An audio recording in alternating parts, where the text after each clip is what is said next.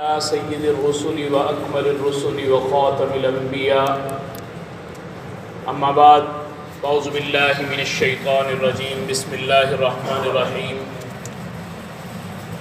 افضل الصلاة بعد الفریضۃ صلاۃ اللیل او کما قال علیہ الصلاۃ والسلام۔ میرے قابل صد احترام بزرگوں، بھائی اور دوستوں،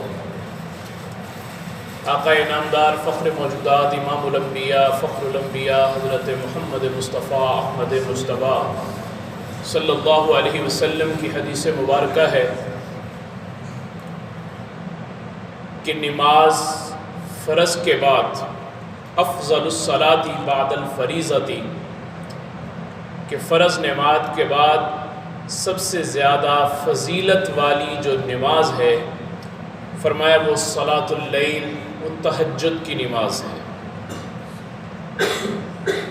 تہجد کی نماز ایک ایسی نماز ہے کہ جو انسان اپنے اللہ سے محبت کرتا ہے وہی تہجد میں بیدار ہوتا ہے اور وہی اپنے رب کے سامنے کھڑا ہوتا ہے۔ جو فرائض ہیں وہ تو ہر انسان پہ لازم ہیں، وہ تو ہر کسی نے ادا کرنا ہی ہے، لیکن تہجد وہ ادا کرتا ہے جس کے دل میں اللہ کی محبت ہوتی ہے۔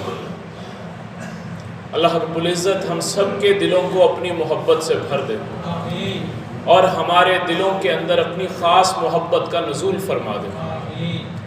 حدیث پاک میں آتا ہے کہ قیامت کے دن جب حساب و کتاب شروع ہوگا، اس سے پہلے چٹیل میدان کے اندر لوگوں کو جمع کیا جائے گا اور سارے لوگ اس میدان میں جمع ہوں گے، اور جمع ہونے کے بعد ایک منادی آواز دے گا اور پکار کر کہے گا کہ کہاں ہیں وہ لوگ جو شب بیدار تھے، جو تہجد گزار تھے، جو راتوں کو تہجد پڑھا کرتے تھے اٹھ کر، کہاں ہیں وہ لوگ؟ تو فرمایا کہ چند ایک لوگ اٹھیں گے اور اٹھ کر کھڑے ہوں گے۔ تو پھر فرمایا حدیث پاک میں آتا ہے کہ ان لوگوں کو وہ منادی کہے گا کہ تم جنت میں آ جاؤ، ان کو بغیر حساب کے اللہ جنت میں داخل فرمائیں گے اور اس کے بعد باقی لوگوں کا حساب شروع ہو جائے گا۔ یہ تہجد کی نماز ایک ایسی خوبصورت عبادت ہے کہ جس کو اس کی لذت کا پتہ چل جاتا ہے۔ یہ ایسی سلطنت ہے کہ جس سلطنت کو حاصل کرنے کے لیے کوئی الیکشن نہیں لڑنا پڑتا۔ یہ ایک ایسی سلطنت ہے جس کو حاصل کرنے کے لیے الیکشن کی ضرورت نہیں ہے، کسی سے لڑائی جھگڑے کی ضرورت نہیں ہے، بس چپکے سے اپنے رب کے سامنے صبح کے وقت میں بیدار ہو کر 2 نفل پڑھ لیے، 4 پڑھ لیے، 6 پڑھ لیے، اپنے اللہ سے مناجات کر لی۔ تو یہ ایسا وقت ہے جب اللہ کی رحمتیں بندے کی آواز سن رہی ہوتی ہیں کہ میرے بندے مانگ تو صحیح، تو کیا مانگتا ہے، میں تیری جھولی کو اپنی رحمتوں سے بھرپور کر دوں گا۔ میرے بھائی، یہ رمضان المبارک کے مہینے کا ایک عشرہ ایسے گزر گیا کہ ہمیں پتہ بھی نہیں چلا۔ حدیث پاک میں آتا ہے کہ اس رمضان کے 3 حصے، اولہ رحمت، کہ پہلا حصہ اس کا رحمت ہے، وہ رحمت کا عشرہ گزر چکا ہے، وَأَوْسَطُهُ مَغْفِرَةٌ، اور درمیانہ حصہ اس کا مغفرت ہے جو شروع ہو چکا ہے، کہ اس مہینے میں اللہ بندوں کے لیے بخشش کا عام اعلان کرتے ہیں، میرے بندوں میں تمہیں مغفرت تمہارے لیے اعلان کرتا ہوں۔ لیکن ہوگا کس کے لیے؟ جو مانگنے جائے گا اسی کو مغفرت ملے گی نا۔ تو ہم اپنے رب سے صلح کریں، اپنے رب سے معافی مانگیں، اور وَآخِرُهُ، اور تیسرا عشرہ فرمایا کہ وَآخِرُهُ عِتْقٌ مِّنَ النَّارِ، آخری عشرہ وہ ہے جس میں اللہ جہنم سے آزادی کا اعلان فرماتے ہیں۔ اب یہ 3 عشرے اور تینوں اللہ کی رحمتوں سے بھرپور ہیں۔ تو رمضان المبارک کے اندر اللہ کی رحمت سے ہر بندہ ہی اٹھا ہوتا ہے سحری کے وقت میں، اور اس رمضان المبارک کے اندر تو تہجد کے نوافل کا پڑھنا کوئی مشکل ہے ہی نہیں، بڑی آسانی سے مل سکتی۔ تو ہم ذرا 5-10 منٹ پہلے اٹھ کر اگر تہجد کے بھی 4 نفل پڑھ لیں گے تو اللہ جانتا ہے، اللہ ہمیں اس کی برکت سے ہو سکتا ہے پورا سال اللہ اس کی توفیق نصیب فرما دے۔ تو اس لیے تہجد کی روٹین بنانے کی ہم کوشش کریں کہ یہ جو دن ہیں یہ رمضان کا مہینہ کم از کم ہم اپنی ایسی تہجد کا معمول بنا لیں کہ پھر ہمیں اتنا مزہ آئے گا. ظاہر سی بات ہے جب آدمی کسی چیز کو ٹیسٹ کرتا ہے تو پھر اس کو پتہ چلتا ہے کہ اس کا مزہ کیا ہے, اس کا لطف کیا ہے. پیران پیر شیخ عبد القادر جیلانی رحمۃ اللہ علیہ, حضرت کی خانقاہ تھی بہت بڑی ایران کے اندر. تو حضرت نے اس خانقاہ کے اندر ہزاروں لوگ تھے جو اللہ اللہ سیکھنے کے لیے آتے تھے. تو ان لوگوں کے لیے وہاں پر لنگر بھی چلتا تھا, عام ان لوگوں کے لیے کھانے پینے کا انتظام بھی ہوتا تھا. اور حضرت کا مزاج تھا کہ حضرت کسی سے مانگتے نہیں تھے کچھ بھی. تو ایک وہاں کی سلطنت تھی نیم روز.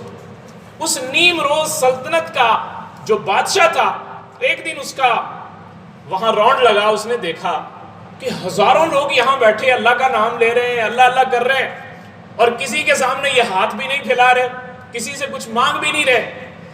تو بڑا حیران ہوا اور واپس چلا گیا. جا کر اس نے ایک رکا لکھا اور اس رکے کے اوپر اس نے یہ لکھا کہ میں نے بڑی زرخیز جو زمینیں تھیں, بڑی اعلیٰ قسم کی بڑی قیمتی زمینیں, اس نے حضرت کو رکے میں لکھ کر بھیجا کہ حضرت یہ ساری کی ساری زمینیں میں نے آپ کے نام پہ وقف کر دی, یعنی یہ ساری زمینیں آپ کو دے دی ہیں تاکہ آپ اس کی آمدنی سے جو ہے اپنی خانقاہ کے نظام کو چلائیں. تو حضرت کے پاس جب وہ قاصد پہنچا رکا لے کے, تو اس نے رکا جب دیا اور حضرت نے رکے کو دیکھا کہ اس میں وہ ساری کی ساری زمینیں میرے لیے الاٹ کر دی گئی ہیں کہ خانقاہ کے نظام کو چلانے کے لیے مجھے وہ ساری زمینیں مل چکی. تو حضرت نے اسی رکے کی بیک سائیڈ کے اوپر 2 فارسی کے شعر لکھے.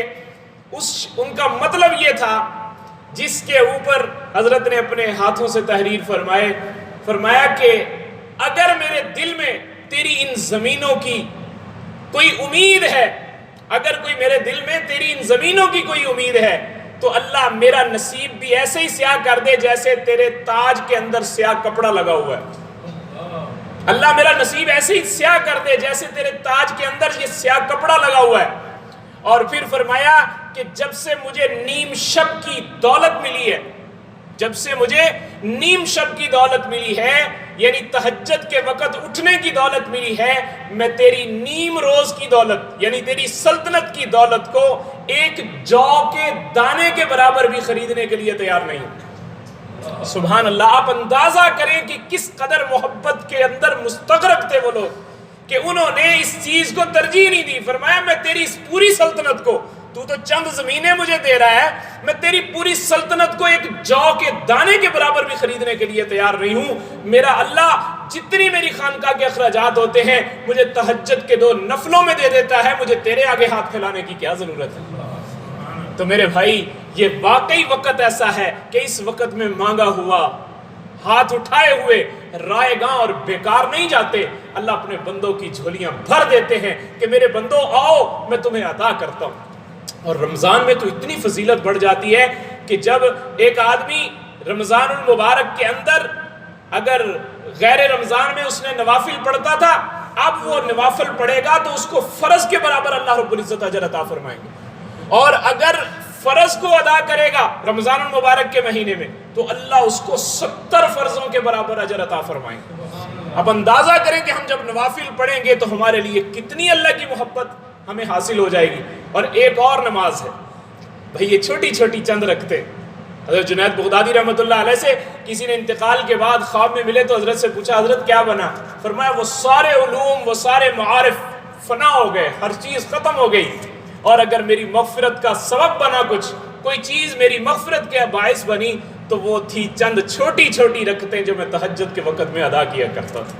اللہ نے میری انہی چند چھوٹی چھوٹی رکعتوں کی وجہ سے مغفرت اور بخشش کا فیصلہ فرما دیا. اور ایک نماز وہ ہے جو ہم مغرب کی نماز کے بعد ادا کر سکتے ہیں. اس نماز کو صلاۃ الاوابین کہا جاتا ہے. آج ہمارے ہاں دین کا علم رکھنے کی ہمارے ہاں ایک وہ محبت, وہ جستجو, وہ ذوق ختم ہو گیا. سچی بات یہ ہے کہ ہم آج ان چیزوں سے غافل ہو گئے. ہمیں نہیں پتہ صلاۃ الاوابین کیا ہے, صلاۃ الچاشت کیا ہے, صلاۃ الاشراق کیا ہے. اب یہ ساری کی ساری چیزیں ہوتی ہیں محبت سے. اب صلاۃ الاوابین یہ وہ نوافل ہیں جو مغرب کی نماز کے بعد ادا کیے جاتے ہیں, اور اس کی تعداد 6 علماء نے لکھی، اور اس کا بڑا ایک آسان طریقہ بھی لکھا علماء نے. فرمایا کہ جب مغرب کی نماز کے بعد آپ سنتیں ادا کرتے ہیں، ان سنتوں میں ہی اوابین کی نیت کر لیا کریں. سنتیں پڑھنی ہیں اور ان کے ساتھ 2 نفل پڑھنے ہیں، اس کے اندر ہی اوابین کی نیت کر لیں اور اس کے ساتھ 2 نفل اور ملا لیں، یہ 6 پورے ہو جائیں گے. اور اگر ان کو 4 رکعت پڑھنے کے بعد ہم 6 الگ پڑھ لیں تو وہ تو کیا ہی بات ہے، لیکن اگر ہم اس کے اندر بھی شامل فرما لیں تو اللہ رب العزت اس پر بھی، حدیث پاک میں اس کی بڑی فضیلت ہے. ایک تو حدیث پاک میں اس کی فضیلت یہ آتی ہے کہ سمندر کی جھاگ کے برابر بھی اگر انسان کے گناہ ہیں، اللہ اس کی برکت سے وہ سارے گناہوں کو معاف فرما دیتے ہیں. اور دوسری فضیلت اس کی یہ ہے، فرمایا کہ اللہ رب العزت اس کی برکت سے صلاۃ الاوابین کی برکت سے 12 سال کی عبادت کا ثواب اس بندے کو عطا فرماتے ہیں جو صلاۃ الاوابین نوافل ادا کرتا ہے. 12 سال کی عبادت کا ثواب 6 رکعت پڑھنے کے اوپر اللہ رب العزت بندے کو عطا فرما دیتے ہیں. تو بھائی اللہ رب العزت سے ہم دعا کریں کہ ہمارا مالک ہم سے راضی ہو جائے اور ہمیں ان چند چھوٹی چھوٹی رکعتیں اپنے سامنے ادا کرنے کی اور اپنے سامنے جھکنے کی اللہ رب العزت ہمیں توفیق نصیب فرما دے. وآخر دعوانا الحمدللہ.